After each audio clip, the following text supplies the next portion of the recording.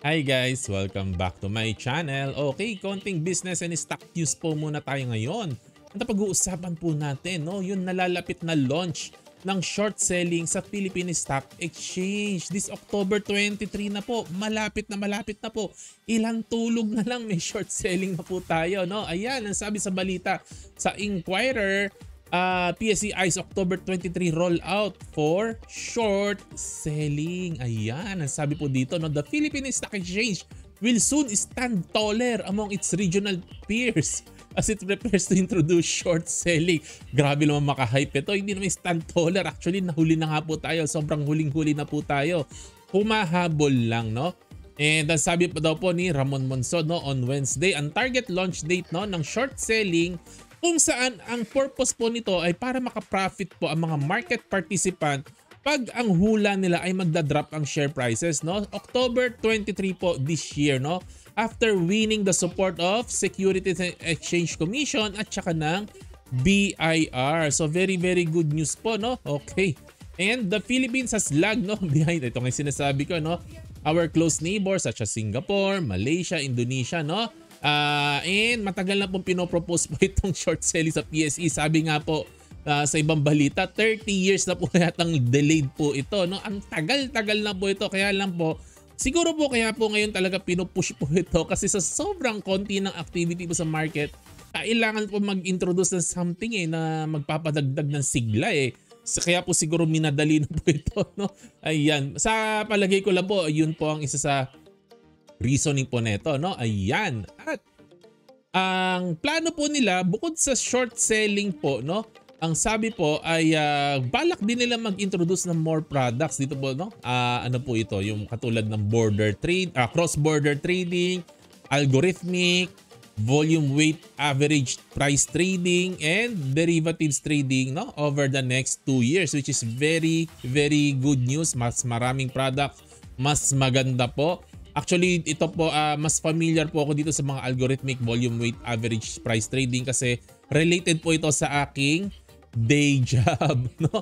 Ayan, sinusupport po ito kasi ng software po namin, no? I'm into software development and mga asset management firms po ang aming client, mga ganyan po, no? Kaya ganito po yung mga usually gumagamit po talaga sila ng mga ganito. And this is very good news po talaga, no? Na magpapasigla po siguro sa ating market po, no? Mas magiging lively, mas maraming mangyayari. Lalo po dito sa derivatives, na-excite po ako dito, explain ko po later, no? So, sabi po dito, current market conditions may not be positive or bullish, but it presents us opportunities to undertake much needed reforms that can further support the market when it recovers. Ayun po, no? So, this is exciting news po, no? In combination po na ibinaba na po ang taxes sa trades, no? Ibinaba na po ang taxes sa trades. So, talagang work out na po ito, no? Na mapababa po talaga ito, no? And para po maka-attract ng foreign participant po, no? Ayan, so itong mga derivatives po na to, makaka-attract po ito ng mga foreign participants po talaga. Kasi importante po itong sa mga malalaking institution na may derivatives, no? May short selling, importante po ito sa kanilang mga strategy na sinasabi. Hindi kasi po pwede po sa kanila na puro long lang po. Yun lang po kasi ang meron sa Philippine stock market, puro long lang po, no? Ayan. And lalo na po itong taxes, no, for the lalo na ngayon, no, yung pangsamantala, malaking magagawa po nito na binaba yung taxes, no, na sana maka-attract po talaga, no, ng maraming investor kasi mas mahal daw po ang taxes natin, no, compared to our mga neighboring na mga stock exchange, no. Ayan. So, ano pa, no, short selling, important po ito sa larger firm, pati po yung mga derivative. Kasi po kasama po ito, no, sa mga strategies po nila. Kasi ito mga malalaking firms, mas complex po ang strategy po nila.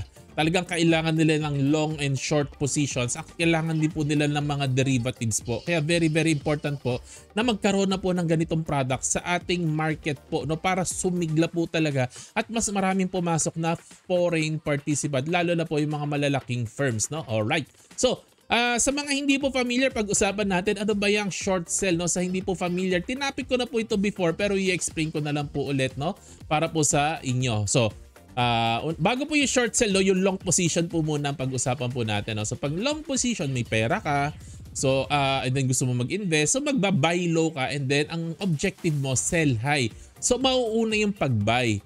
And then later, ibebenta mo siya, sell high. Yun po ang tinatawag na long position. And ginagawa mo po ito kasi naniniwala ka na tataas ang presyo ng share price, no, ng binili mo. So, kaya naniniwala ka mura siya ngayon and then tataas siya in the future. No? Kaya you sell high. You believe that the price will go up. Ngayon, paano ka ngayon magpa-profit when you believe that the prices will go down? Sa ngayon, walang way para makapag-profit ka kasi nga wala pong short selling. Ang sagot po talaga dyan, para makapag-profit ka, short selling po. Yan, pagtingin mo po bababa ang share price, mag-short sell ka po. Ayan, so babalik rin mo lang po yan. Kaya po tinawag na short sell po yan. So kapag long po yung position, no? Buy low, sell high. Pag sa short po, mauuna mong ibebenta yung stock bago mo siya bibilhin. Oh? Ibebenta mo muna bago mo bilhin? Pwede ba yun? Paano mo ibebenta yung wala ka pa? Pwede ba yun? Kasi mauuna yung pagbenta bago yung pagbili. Paano mo ibebenta? Wala ka namang ganong position. No? Kaya nga tinawag siya na short position. No? Pwede po yan. Hihiram ka muna ng stock. Hihiram ka. You will borrow share and then ibebenta mo, short sell mo, and then later on bibilhin mo siya pabalik para isoli mo yung stock dun sa inutangan mo. Buy cover ang tawag po doon, no? So hihiram ka ng stock, ibebenta mo, and then later on pag bumagsak na yung share price, bibilhin mo yung stock, ibabalik mo doon sa inutangan mo and then magpo-profit ka, no? Ayan. So halimbawa, usually po sa broker po 'yan kasi yung broker may position din po sila, no? So hihiram ka halimbawa ng stock ni Jollibee from your broker, hihiram ka. And then ibebenta mo po 'yan sa ibang trader. Ayan, no? Ibebenta mo kaagad, no? Kahit wala ka po noon, humiram ka lang muna.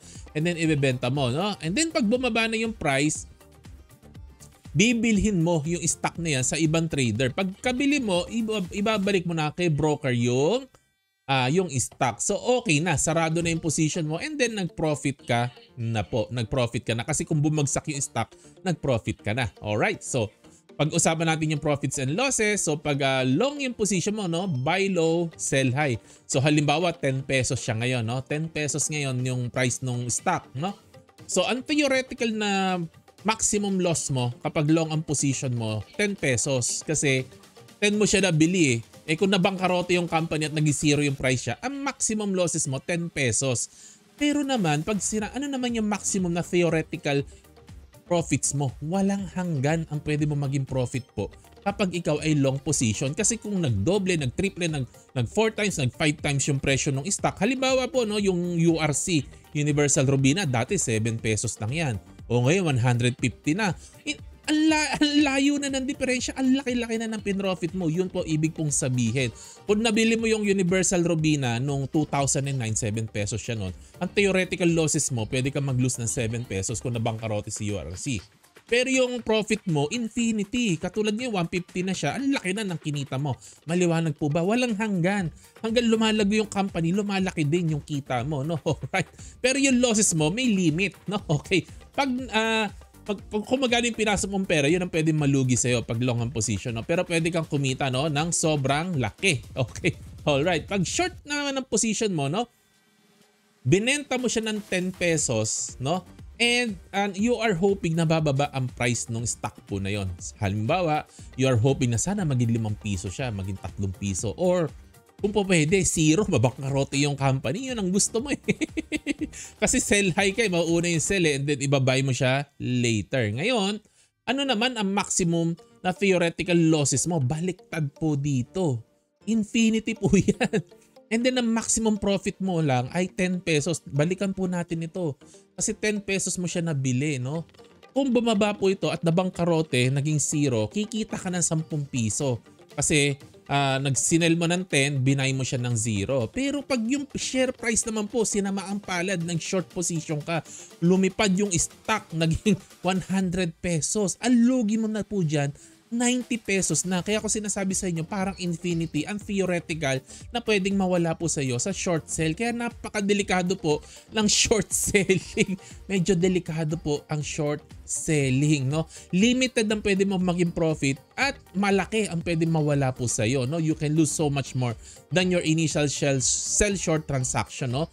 Pero very limited lang pwede mong kitain, no? Ayan, so profit loss summary, no? Ang long position, limited losses, unlimited profits. Ang short position, limited profits, unlimited ang pwede mong maging losses po dyan, no? So bakit tinatawag na long position, no? Kasi po, kaya siya tinawag na long position, pwede mo siyang hawakan ng matagal. Kasi hindi mo inutang yung stock, galing siya sa pera mo. Okay, maliwanag po. Walang interest kang binabayaran kasi wala kang hinaram. Pwede mo siyang hawakan ng taon, decades, katulad ni Warren Buffett, 20 years, 30 years, 40, 50 years niyang hawak yung mga stocks po niya, no? Alright, maliwanag po ba? Ayun, no? Now, bakit naman tinatawag na short position? Kasi po, may interest po na involved po dyan, no? May interest na involved po dyan. At saka syempre, wala ka nung stock short kaya hihiram ka eh. Kaya nga tinawag na short, pare short ako eh, ganon. And then dapat short term mo lang yung hawak kasi may interest po yan. Kaya bayad ka ng bayad ng interest po niya. Kaya hindi mo po pwedeng habang buhay mong hawak yan kasi mamumulubi ka, kakabayad ng interest. Since inutang mo lang yung stock sa broker, may interest po iyan, no? So short position, sandali mo lang hahawakan, no? Kasi pwedeng kainin ng interest lahat ng potential na earnings mo. Ayun, no? Kaya naman long kasi pwede mong hawakan ng long term yan. Kaya short, kasi sandali mo lang ito dapat hinahawakan, no? And for long-term investors, sa masasabi ko po, iwas po tayo sa short sell, no? Value investor ka, long-term investor ka, iwas tayo sa short sell. Napaka-komplikado po yan, no? Anything na may utang to invest is not a good idea po, no? Ipaubayan na lang po natin ng short selling sa mga magagaling sa trading, no? Short-term traders and professional po, mga professional first. Paubayan na lang po natin sa kanila, no? Tayo, long lang po tayo kasi long-term investor tayo. Ayun lang naman po ang kwentuhan po natin ngayon. Again, lahat po tayo opinion ko lang po, no? At kayo na pong bahala, no? Mag-research po kayo laging mabuti bago gumawa ng any investing decision.